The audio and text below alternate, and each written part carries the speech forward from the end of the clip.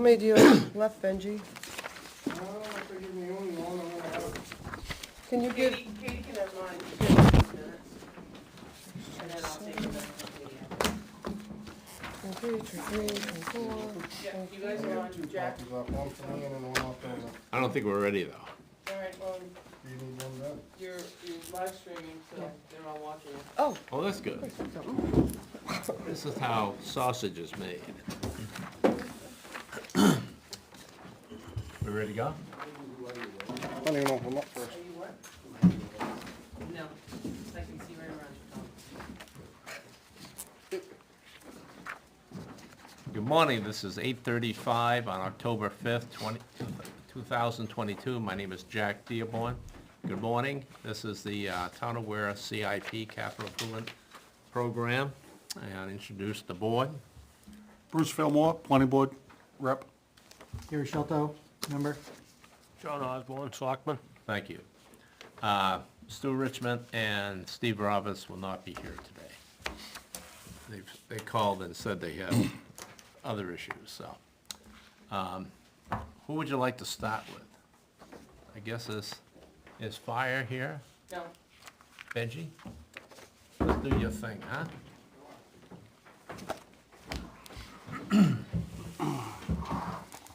Morning. Morning. This is probably the least amount of papers I've ever brought you guys for this. I really wanted to ask for 2 plow trucks. Didn't seem to work the last couple of years, so I always ask for 2 things, I say. So usually it's a piece of equipment in a plow truck. Last year it was a little truck, big truck, trash trailer, plow truck. So I was gonna ask for 2 plow trucks, so I don't need another piece of equipment. Not in dire need of another piece of equipment. We do need a roller, but I backed it up to 1 for today anyway, I guess. See if you get the feel of how everybody's gonna vote. We need 1. We need 5. So this is just a mirror of last year's. I'm gonna ask for $260,000 for the replacement for the purchase of a new 10-wheel plow truck, fully equipped. Now, Benji, last year, you asked for 260, and I did speak to Beth, and she says you made it under the wire. Mm-hmm.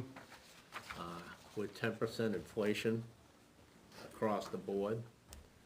You think you could buy one for 260? Yeah, it seemed to, things kind of leveled out a little bit, and we made it. I guess things go up like it did last year, I couldn't tell you, I guess, for sure, but Okay. I think it will be. From your description, it looks like this truck is a 6-wheeler now and you turn it into a 10? Yes, yeah, I'll be replacing another 6-wheeler. I have, I will have 3. I have 4 currently, but the one that we replaced last year, I'm still running until I get that one. So technically I have 3 that. Benji, which truck is this? This one will probably be T8. Unless something else. Unless something else dies. dies in the meantime. Is that a Volvo? That's a Volvo 6-wheeler. Okay. And you're gonna do the 12-yard bucket, body and full plows? It'll be a 12 or 13 foot side dump Yeah. body with a plow, 11-foot plow, 11-foot wing. Okay, And so it comes as a full up. it'll be fully equipped, yeah, ready to go for this price.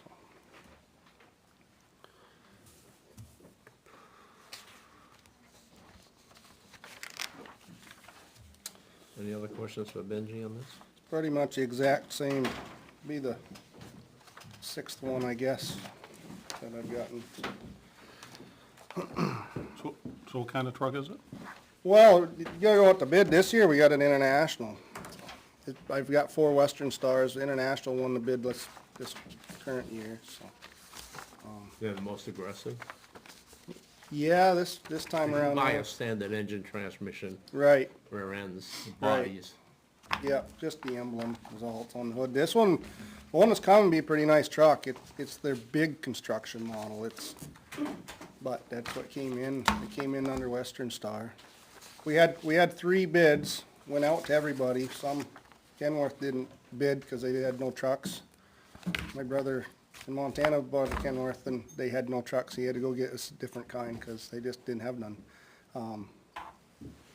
I don't know, a couple others that usually bid. Mac didn't put in a bid. Western Star bid and International bid, two of them. International has a smaller version construction truck, lighter duty, and still a construction truck, but that particular truck, they can only put their International motor in, and they have awful troubles with them. Everyone that has one, and I suggested to the board to refuse that bid because we don't want something we have to work on all the time. The next cheapest was their other construction truck, which is bigger, slightly more money, but it has a big Cummins in it, so 15-liter Cummins, so. And the rest of it's all the same, Allison 4500 transmission, Hendrickson spring suspension, it's all, other than the emblem, they're all the same truck anyway, so. Different engines, different trucks put different engines. I don't know how they get their credits for who can have what, and this engine can go on this truck, but they can't get this in. I guess that's why they sell different trucks. I always said in the little trucks, if they put a Cummins and an Allison transmission together, they'd never sell any other kind of truck. So that's why Chevy has Allison and Dodge has Cummins. So, but anyway, it'll go to bid, and I guess the best deal will probably take it. Does the delivery on those look reasonable, or? They didn't have an answer for me this time. However, my little truck wasn't supposed to be built until November. Of The this ones year? that we got approved last year, or in March. And the big truck wasn't supposed to be built until the first quarter of next year. I currently have my little truck, and the big one's supposed to be going through the factory now, so. I had a schedule by 3 months. That's this good. year, You might get it for winter, huh? Yeah, it'd be close, yeah. Yeah. Yeah, have it in winter anyway, so that'll be good, yeah. Demand is probably down. I don't know what the deal is. They have more excuses why they can't get stuff. If you watch They the have news supply for, chain issues. you have to watch the news, they got 40,000 Ford pickups sitting on lots because they don't have the Have blue Ford emblem. emblems. Ridiculous, but. So they're ahead of what they told me, so this year on the trucks we approved last year, so that's encouraging, I guess. Whatever parts they couldn't get, they're getting now, so, apparently. Go on to road reconstruction. So this is reoccurring every year. Back when we did the road bond, we, put together a forecast for the next, I think we went out like 7 years, but at any rate, I said I'd like to increase the road reconstruction amount by 25,000 every year, just to, the idea behind that was to continue to do the reconstruction, but to start doing road preservation. We had that great big bond that we put all into preservation and rehab. I didn't want to stop that just because we got one-time deal and then 10 years from now go ask for another $2 million bond. The discouraging thing is the 25,000 last year that we got didn't even cover the increase in asphalt prices, so that didn't happen this year. Good thing we got it, but we wouldn't have done as much road work. But that was the idea of increasing 25,000. It'd be nice if everything leveled out to eventually get to, 750 and then, stop there, and that would be enough to do a road reconstruction project and chip coating and top coating, and putting a pretty good hurt on the road reconstruction. If we get the money this year, plus the feds gave us a little bit of extra, if we get all of that, I have 2 more developments up on the mountain to do. They will be, that entire area will be done, all of it from You've done Perkins both, Pond, right? Lowell, Mountain Road, all of that area will be done within the last 4 years. What do you got up to Edit and Bartlett to do, or I have Bartlett and Abbey Drive to do. Abbey? Etta and, the other one I did a couple of years ago, Bogue Road, yeah, how'd I forget that one? Are they your only red programs? Do you have? No, I have a few others, I'm trying to get neighborhoods done. You get a better asphalt price if I do Bartlett and Abbey together, because their equipment's up there. And second, that makes that whole neighborhood within half a decade of the same age, so next time you go overlay should just be able to go overlay that whole neighborhood 20 years from now, because it's got good gravel under all the roads now. We've ground them up and added gravel. And then, there's other roads around town, but if we get that amount, I should be able to do 3-4 short reconstructive jobs, because we should have around 800 if I get this plus what the feds gave us. So where are the other roads that are candidates for? Well, next year, those are the roads I was gonna What would do. they be? Next year, I'm gonna do up the mountain. The other ones, I don't have that on my list for today, but I guess we gotta do Boulder Hill, sometime off Sugar Hill North. Okay. Sometime we're gonna have to look at Sugar Hill South. I'm hoping to put that off another 4 or 5 years, but it's not terrible, it's not terrific either, but. But they're not capable of an overlay. No, we have overlaid them. When they redid, I found this out by an old fella that used to live down there in Sugar Hill South. I was replacing culverts a number of years ago. I stopped for lunch, and he says, "How's it going, guys?" I said, "This is the boniest digging I have ever done in my whole entire life, as far as replacing culverts, that goes."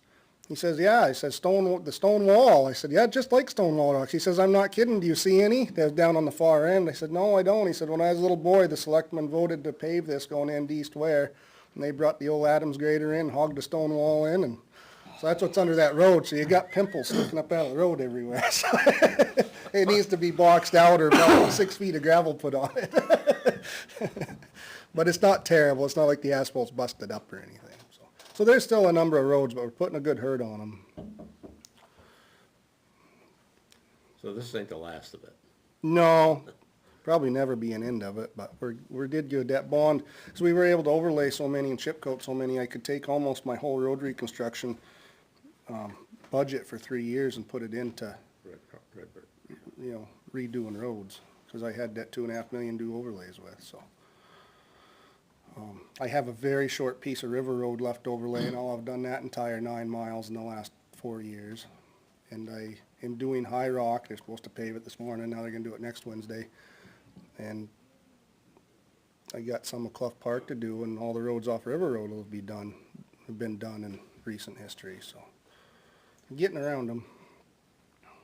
If you could, for when I do the presentation, be nice to show, I'm not asking you to put them chronologically, because you don't want to have the 50,000 people calling you. No, it got me in trouble once. But it'd be nice to show what's before us in terms of the red roads. Yeah, Just by name and maybe a length, yep, because this is not a trivial problem we're trying to solve. You could easily bury $1 million a year in this oh, easy, yeah. and probably catch up quicker, but the real trick is, by all the shim and overlay, does this prevent some from going red before their time? It did. We did shim and overlay a couple that were a little rough shape. They're very short ones that were going by a long one we were doing, so we freshened it up. The Shady Hill area, I did Dell's Way. That was bad. That would have been a reclamation candidate, but I chose to overlay it. It has very low traffic volume, and we did Shady Hill and Baja Bridge on the way by, so the paver was going by. I got the $62 ton asphalt price or whatever I paid that year to swing up there, and it'll hold up for another 10 years before you got to worry about it, but I didn't see the sense in leaving that because it wasn't going to get reclaimed that year, so it was either not do nothing or swing up and took like 8 truckloads of asphalt. So there'll be instances like that. There was a handful of them that we did that they'll probably come back and be reclaimed the next decade, but. This money from last year, with all the high inflation issues and supply chain, were there some items that really went up, that really took away from the asphalt, like your crushing cost? No, asphalt's what went up. It went up, so it was. $10 a ton. Okay. But your calcium, I didn't do calcium this year. Because it did go up. It was hard to get. We had enough in the shed to do what we had to do. okay. I didn't put it out on every road like I normally do. We were very careful about it. But yeah, everything's gone up obviously, but the asphalt prices was obviously when you're doing 3,000 tons, $10 a ton, and that's what the bid price went up. You pay whatever liquid asphalt is the day or the month of the paving, so. Last year, we got a check back from R&D for almost $30,000 because liquid asphalt, was it last year? Maybe, it might have been the year before. Years run together, but within the last 2 years, we got a check back because it had gone down. But, and they're the only company that does, well, do I know the only company that does that? You mean to say you have a contract or an agreement? Yeah, and it says it's based, Okay, they have a based lay, on the they have a laydown price, but if liquid asphalt goes up or down, whatever that amount is a ton, we either pay the addition, everybody, you pay the addition no matter who's paving for you, but they'll refund you the price. So if they bid you $62 and liquid asphalt went down, only cost 61 to lay down, you get $1 a ton. So, but I don't see that happening this year. We paid a little extra on the last round of paving, so. So, Any other questions on road reconstruction? Benji, on your future projects that we yes, studied, you had the, you're considering your prime mover for the transfer hauling. Mm-hmm. You also were considering the aging packer, the actual mechanism that crushes the stuff, puts it into the box. yep, According to Beth, that was rebuilt in '07 or Sounds about- refurbished or something for like $35,000. okay, I didn't know the cost of it. And you've got a project going for your upgrade of your, incremental upgrade of your transfer station. Yes. Yeah, so we, myself and Jack wrote on the whiteboard in my shop there. We went and toured a couple transfer stations, and I told him what my vision was, and we don't have any solid numbers, but I want to start putting within the next 7 years, starting 2 years from now, getting our own tractor, rehabbing or replacing the compactor, depending on what whoever the expert is that comes in to do that decides we need to do. Have some sort of recycling building to get the guys and the balers that we use inside the building. At that time, we'll look into the markets and decide if a horizontal baler makes sense. I would like one. However, the more I look into baled versus unbaled, some things don't need to be baled to get any more money. But if we go back to doing plastic and stuff, that horizontal baler obviously goes horizontally, but you can feed it with a skid steer. That's the purpose of it. So it takes the man hours, labor out of it. A scale and a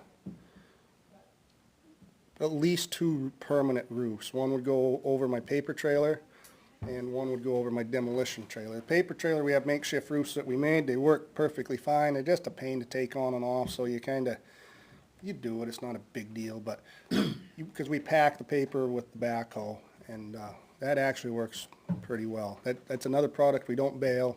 We had almost as much money as baled, and you don't really have much labor in it. The public goes and dumps their bin of paper in there, and we just pack it down the backhoe. And by doing that, we recycle everything that's a paper product. People that bale it have to have their newspapers to get their, they say they get way more money for baled paper, but there's a reason. They're only baling really good paper. They don't throw hardcover books and shiny magazines and things.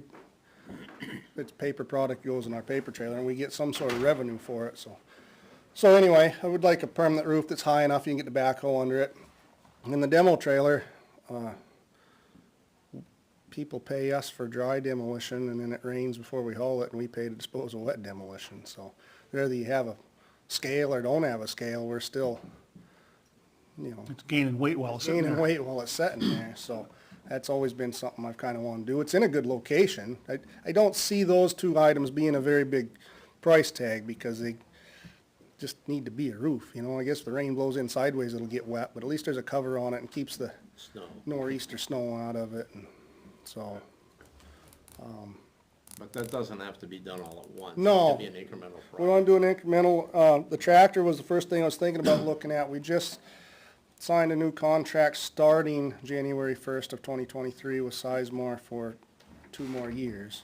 So we have them until the end of 2024. and then we can see how much money's in that fund. Should be able to almost buy a used tractor, and if the town decides that that's not the way we wanna go, we'll just put out another contract, it's easy as that. But it's around 45, maybe as high as 50,000 next time, What's that? contract for Holland. Uh, It was 45. yeah, it'll be at least that much. Yeah. So, I mean, it's really a question of trade-off. It is. I think you can buy a decent tractor. We'll see in 2 years what times come. But you see really, really good ones with wet systems all the time for 80,000. Heavy spec rears and, a Peterbilt or a Kenworth with a Cat or a Cummins in it. I mean, good trucks, not a cheapie for 80 grand. It would last a long time. And then that would be the truck we have we call it a yard mule, but whatever, an old truck that we move our own trailer with, because we have to be able to move them on Saturday. The hauler doesn't come in and wait for us. So that's getting tired, but instead of buying one of them, if we had a tractor pull our own trailer, that would solve that issue. Just when it's full, close the door and head to Wheelabrator with it. I have plenty of people to drive them at the Public Works Department. There's over half of us have a CDL, so somebody would be able to take it. So how many trips of transfer station stuff to the incinerator that we take it? Well, we bid out 104 loads a year. I think last year we pushed almost 110, I don't remember. We're hoping to back that off by the trash. We're hoping to back off by at least 10 loads a year, if not more, because we took the furniture and put it in the demo trailer. Now, that still's got to be hauled somewhere. However, the demo is a revolving fund, so what the customer pays us to put in there pays for the trucking of that, so. But we would still have to haul that, of course. And then, the demo trailer goes at least 25, 30 times a year. The metal's getting up there to be over 40 times a year. Paper trailer goes about 8 or 10 times a year. So there's probably 160 trips that a truck has to come get something there a year. There's a few things we wouldn't haul anymore in a container. I'd do away with them roll-offs. I have no interest in a roll-off trailer. I'd probably see what a scrap company would charge us to put their roll-off can there, and they'd come get it. The tin and the aluminum cans we haul like twice a year, maybe 3 times a year. Just would build a big bunker, and when we crush them, put them in that bunker. And on a rainy day, if I have slack time for a couple guys, we'll just load them in 10-wheelers and haul them over. We got equipment and trucks to do that with. That way you get away from having a roll-off trailer, which is a maintenance item, and roll-off containers, which they kind of suck, but. You considering looking at your traffic pattern up there when you, We talked about it, and that's part of this whole plan. I'm still not certain, the best avenue. You want your cycling before your trash. Or when it gets a busy Saturday, you're gonna lose your cycling. It'd be ideal to have the trash compactor somewhere else, but it's set up in Wow. that would, to me, would be the most costly thing, so I'm not sure that'd be the thing to do. You got a couple of monuments to work around. Right. One is the big covered area for recycling, Right. and the other one is the big compactor and the demolition. yeah, but like the building he's looking for, if you turn that covered area into that building and then move that somewhere else, if you gotta build something, maybe you could repurpose that for something else and, Right, and that was what we kind of discussed, and we hadn't really decided. That's still up in discussion. Hadn't really decided. That's what you'd have to do. You'd have to build a whole new recycling area further back and figure out what we use for recycling now. I'm sure we'd never have enough storage. I'm sure we would purpose it. Yeah. But I guess it would depend, we'd come down to dollars when we get that far, because the paper trailer needs a wall. We discussed having that, putting the paper where we do the tin, aluminum, and glass, and then just building, because there's a roof there. There's my roof for the paper. But I guess it'd be something to get some other ideas. I don't know if we're gonna have it the absolute dream way, I suppose. You go and visit other transfer stations, there's a couple that have it better, and there's some that have it way worse that are doing fine. So as far as the traffic and people crossing lanes, and that's what I don't like, is people crossing lanes, but knock on wood, we don't have any trouble, and people are recycling, they're walking, because it's close, they're still walking their stuff They're over, crossing traffic. but they're crossing traffic. So I'm thinking if you gotta build something, you may as well try to look at that as a whole and see if you can roll it all That, into one. that would be the one thing I'd like to, if you're gonna do a big change, is But move this the is like a recycling. 4 or 5 year Right, plan. right. You'd have to come in a different way. See, the entrance now, when I worked up there, was entrance and exit. So we changed that all to one way, because then you didn't have this, people turning around up there and coming back. That helped. And, Well, the good if news- you did another way, it could both be exits. You could come in around the bottom where we work, but you just would have to, then you got a little bit of a blind area. We went and visited a transfer station a few weeks ago, and they had blind spots everywhere. I said, oh man, on a Saturday, they'd have more paint cans and stuff that wasn't supposed to be. My transfer station's real visible. You can stand in one spot and see every corner of it. Yeah, so people aren't doing something they're not supposed to be doing. Then you got, we're kind of left with what was originally built, and sometimes you gotta work around that. Woody has the perfect deal. He lucked out, his recycling's first, and you loop around the trash and comes out over there in Dunbarton, but sometimes you gotta, Well, when we designed this back in the 80s and built it, right, there wasn't as many people, 3,000, 3,500 people, right.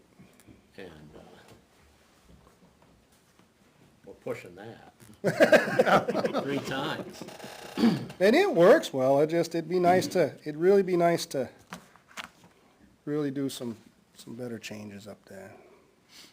And now we got this fund, we can help support it. It's certainly not gonna pay for it all, but by the end of 2024, there should be enough money in there to buy a tractor outright if that's what the town decided to do, or save it and put a down payment on whatever. I mean, that's up discussion, it's up to the voters. That's how the fund was set up. I can't just spend it, but, there should be over 40 grand in that this year, at the end of the year, and it was our first year doing it, so.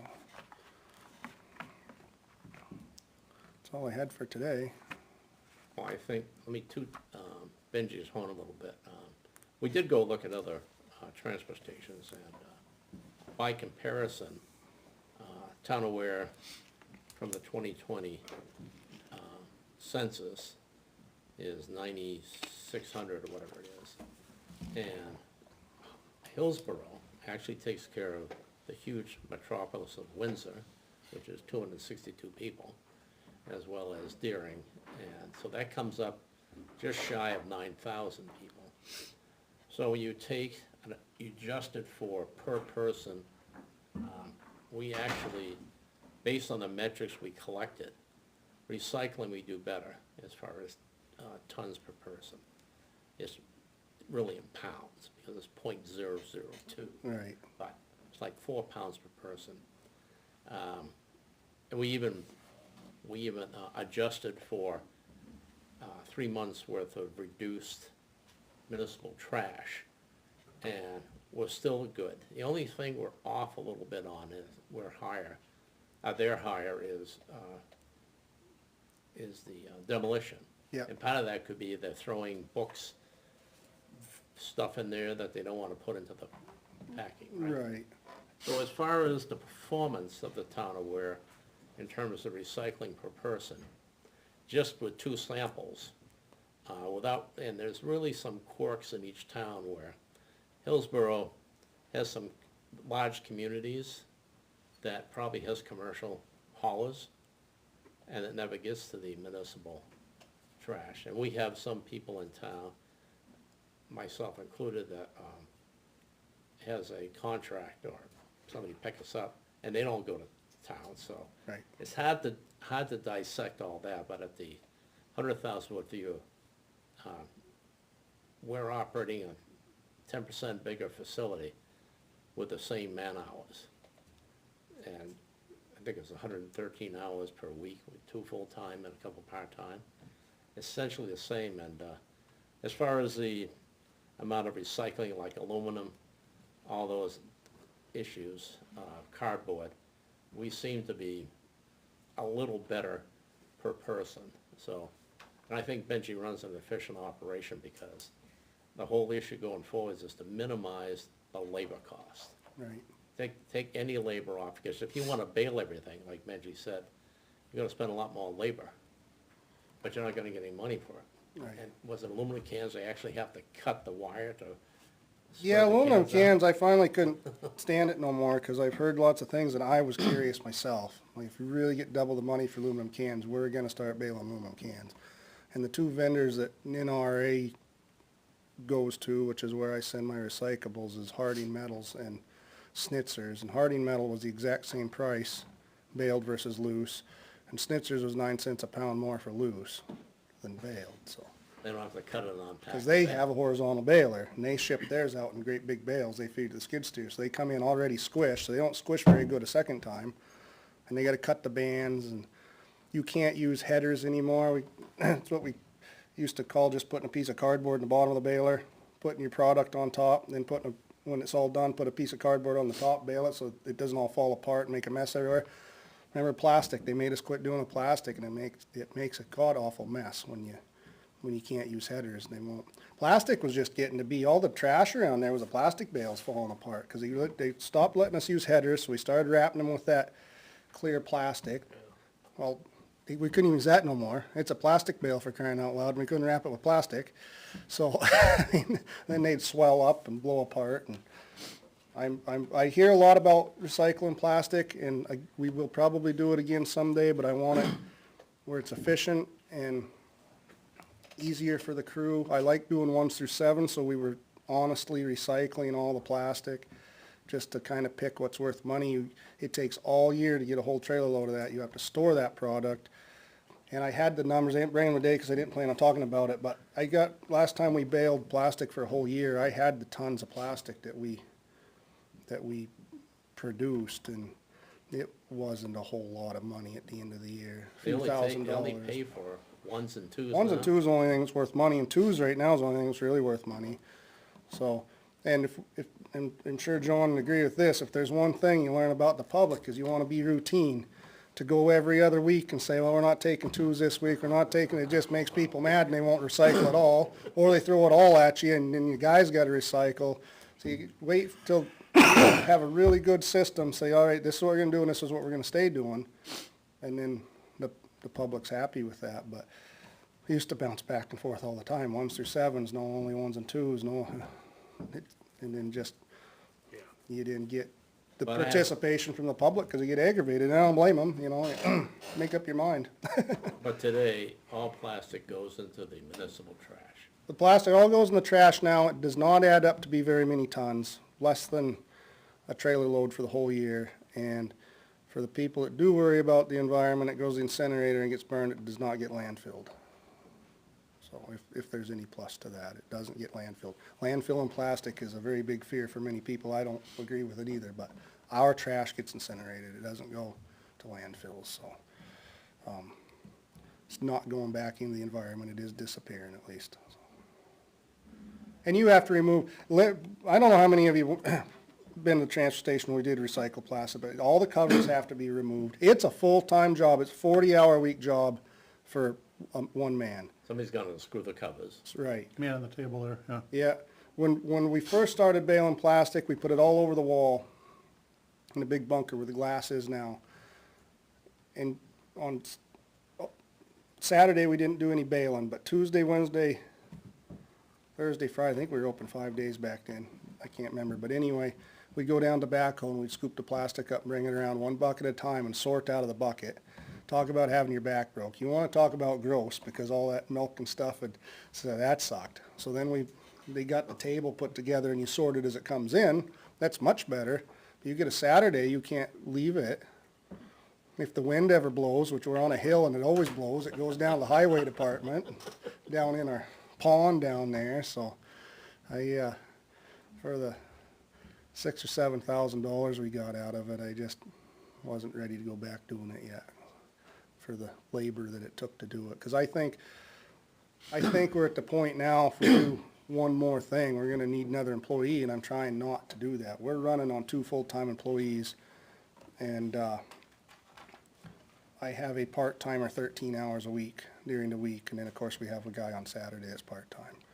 And then the other transfer station visited the same size. They run 4 people, 2 full-timers and 2 part-timers all the time, and they try to run 3 part-timers on Saturday, so they're running almost For 1,000 same people. full-timers, but they're running double the part-timers I am, so. I would like, I haven't asked to increase my budget every year for part-time help, we haven't gotten a budget in a few years, but I would like to increase my part-time budget for hours. I think I've tried to get it up like 30 hours something last year, so I could have a part-timer there almost all the time to help. That's for another show. Right, so. Alrighty, Thanks, Benji. thank you guys.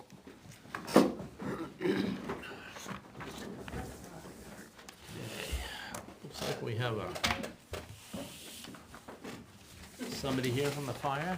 I can do fire form. Oh, okay. I just need a cheat sheet. So, we're kind of carrying on where Chief Vizina left off. We miss him. I miss him. So let's start with I think you got them in year order probably. We'll start with a pager replacement for 2023. This is something that wasn't there. It's for $15,000, which makes your minimum. And it's to replace the department's aging pagers and chargers. It's for $15,000. How many of those you got? I don't know how many there is. I'm winging it here. Because no one's available. Okay. In fairness, I did hear from Steve Roberts this morning. He's baling his hay he cut yesterday, so he has a problem. So, he mentioned that the radio, these pagers, I think is basically for people to carry on their person. Yeah, I think part of their, the notification goes out through the pager when they've got an event. I think some of them probably are old. Chargers probably This is are. coming out of the revolving fund? Yes, their requests now go out of the revolving fund. So it's a warrant article, but it would come out of the revolving fund. Do we have an idea how much money we got in that revolving fund? About 700. About 700. And looking forwards, I know the chief had a bunch of things all lined up. Yep. How are we, assuming we have some number of ambulance runs a year or whatever, how is that shaping up for the out years? Are we still, For 2023, we're right on target with the past spreadsheet that was submitted. The future years, 25 through 26? 27, put us in the red. Okay. It was changed prior, since the last spreadsheet. Okay, And at that time, I think we've talked about that, you know, you may get another year out of something. Yes. You know what I mean? This is today's look, if we had a crystal ball to figure out. sure. I think Chief Vizina did a great job juggling things around so that we stayed within our means, and that at the end, we still met what the town required and needed for capital items, but we stayed within our money. Yep. The population's aging, I can't imagine that Be less. revenue isn't gonna go up some over the years, Yeah, we project a little bit of increase in revenue yeah. every year. Well, that's a good question. Do we, how do we set the price for the trip to wherever? Is it a flat rate or is it per mile or? That's the Board of Fire Awards, Okay. Yeah, that's something that they set. in public meetings. Oh, yeah. No, they set them publicly, and then, you know, then you have the, you know, there is a percentage, I don't know what that is. It doesn't Basically, pay, it's whatever because they the can't, or they don't have insurance or something else. bill processing, right?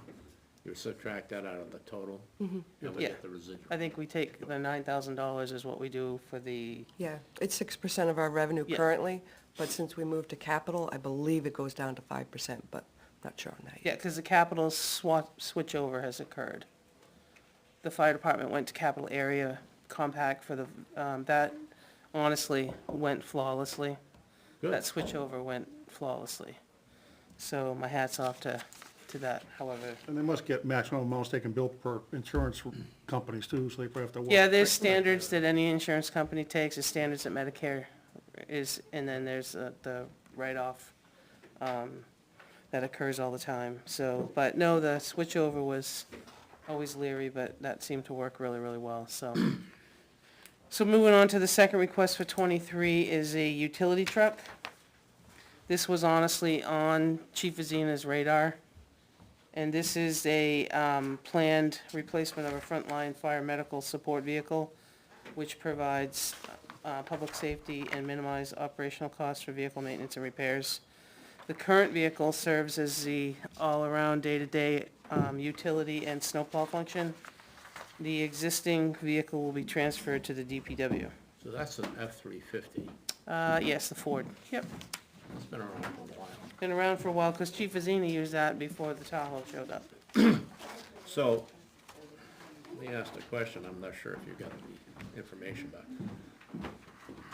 Are they basically buying an F-350 or the upside? Again, due to the price, I'll have to put it out to bid. But the 105, Would come all together. so is there other stuff that goes in that vehicle other than just a plow? Yeah, Yeah. it's the plow, the radio, the lights. It's turnkey ready for 105. And you heard Benji talk about, I don't know, we have no idea what supply line looks like, we have no idea. So what you're saying is this is you're only gonna spend what you're gonna spend when you get the bid, right? When you get the. Oh, yeah, and that's also gonna come out of the same fund. You know, we're thinking Might it's be 105, 90, might be 90. could be 90, Okay, I get it. I don't know. It's a number that we, fully equipped to come up with. But it would also, by transferring it to DPW, I think it was the thought, transferring it over to DPW was to have it be the mechanic's vehicle, because right now, the only vehicle they have is Benji's to And do the anything tiny with. And to what? truck, Small truck. The smaller trucks aren't small, though. Well, that's, They're a small six-wheeler, but you're not gonna go take a six-wheeler to get parts. I got it. So it would be nice to have when something breaks down right now. Unfortunately, he's using his own, and that's not right either. Does it have a flatbed on it, the one, is that the one they? Yeah, I put the believe one Yes, flatbed on? they did put the flatbed on it, because the body Yeah. rusted off. Yeah, Yep. yeah. Yeah, the body rested off, yeah.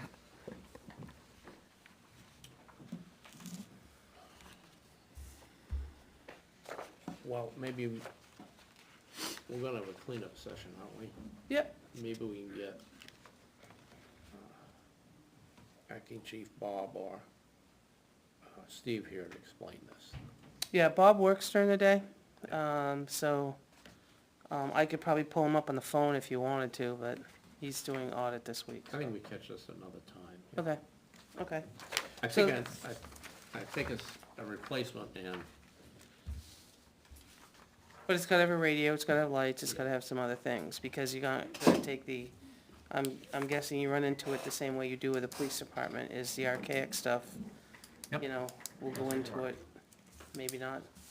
So the out years, we can briefly touch upon. Yep. So the out years being the, engine for 2024. And that's also, again, it's a planned one. 850 is what we've put there, but again, that's, budgetary. it's kind of a wag. You know what the wag is, I'm not gonna say it. Portable radio. So this is their, The portable radio replacement for 2025. So they got pagers and they got portable radios. yeah, Portable radios, again, a marker is 95,000 for 2025. 26, we're looking at a tanker. We just did some repairs to the tanker. Quite a bit of repairs to the tanker. so this will be a new vehicle? It would be new. Again, that's 750 for 26. And we'll roll out 27. 27 is the ambulance is back at us for the rotating out the older one. For 350. Again, the numbers and the vehicles change as Benji, Sure. you tried to get what truck he's gonna get rid of, you get rid of the worst one first. For anybody's might have a question. The reason we asked for, we're required to have a 6-year look ahead, so departments who are figuring out what the future looks like, we ask them to hand in one of these packages. Something out 5 years is just a number they place there. It doesn't mean we know exactly the cost. So it's a planning tool, budgeting tool going forward, so that's what these are for. Anything beyond 6 is hard to predict anyway. I think we got it now, thank you. I guess that's it for today. Our next meeting is scheduled for next week. Next Wednesday. Is there any major issue if we skip a week? Because I have a conflict next week. Okay. Stu's not gonna be here. Is there are we going up against any schedule pressure by missing a week? No. Okay, I appreciate that, so, So next week, we were gonna have the library, so we can just have him come in on the 19th. and we can do a cleanup as well before we do the whiteboard? Yeah, it's right there. Do you want any relooks? I got a problem with the police, to be honest with you, because Do you want him to come back? maybe we ought to talk about it a little bit. Okay. I understand his issue. We're repeating where we were back 2015, where we had basically 9 vehicles, none of them run.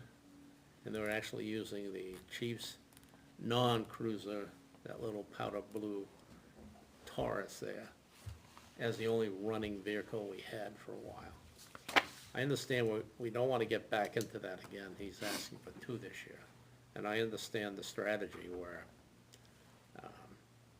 if the school has an issue, he does not have radio communications with the frequency that the school uses for their emergency.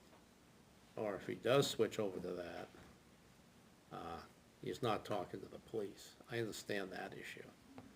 He's requesting a full-up cruiser, and that price is 10% as a budgetary over the budget we had last year. Actually, the one we bought was 2020? 20, I thought it was a 2020, yeah, 2020. it was 2019. So the 77 given a 10%, we're gonna find out on the 13th of this month. What the year to year, probably gonna be close to 9%. And then he has a $64,000 vehicle for a command vehicle. I understand what he wants with that. And then when he went on the back page, because, and I understand why he did it, he didn't know what the finance charges, so there's 140, his request is $142,000. And if you add up the 5 years of 40,000, that's 200. So that doesn't make, his request is 200,000 for 2 vehicles that cost 142. I understand his concern, he doesn't know what the rates are for interest on if he proposing a lease. So I think we gotta tighten it up a little bit. And this year coming up, I mean, when interest rates are 2%, the town was very frugal. Now it's going up to 6 or 7%, maybe even higher on leases. I don't know. I mean, I don't have the Ouija board, but I know it's up. So with that, everybody's getting affected by inflation, so I think we need to get him back. I may need to have a discussion with him or have somebody go talk with him and kind of relay it. I mean, you guys, do you feel any different with that? On the police requesting 2 vehicles? Right, the way it was laid out. I just think we gotta, I understand the need of the 2 vehicles. I just don't know if the town's gonna buy two vehicles. That's one issue. And the other issue is, what's the cost of each individual vehicle going forward? So we need to arrive at a number that we can actually purchase the vehicle for and not scare people when we have a number on the warrant article, if it makes it that far. So that's my concern going forward. So I think we need a little more work on that. And I think, I wasn't here for that, but from what I understand, that lease is like a 4-year lease or something? Well, he had a 5, and that's I a mean, dollar at the, I'd be afraid that if he did that with a 5-year lease, that he won't get another vehicle passed for 5 years. well, I guess like our I population. think people would think that way, a lot of them, and I understand why, so. I think with interest rates the way they are, it doesn't make a lot of sense in leasing cars where it was virtually free in the past. That's one issue. And the other issue, coming up with the 2. I understand why he wants it. I'm just concerned. So we'll try to get him back in here. On the 19th? Yeah, this may run a little long. I don't think a whiteboard's gonna take that long. But the library, are they coming in with something? Did he commit? I had them on the schedule, they have a, trustees meeting, and I did that after the trustees meeting to see if they have anything, I'll have to Okay. ask Clay. Okay. Well, if not, it's just, so far, it's just the police and possibly library and a whiteboard session. That'll be on the 19th? Yes. Everybody good with that? Maybe. 8:30? That's lit. 8:30 good?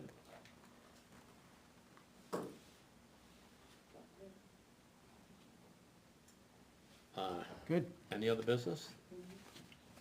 I think we're done today, aren't we? Motion to adjourn? I'll make a motion, we adjourn. I'll second. Second, thank you. Discussion, hopefully not. We adjourn, thank you.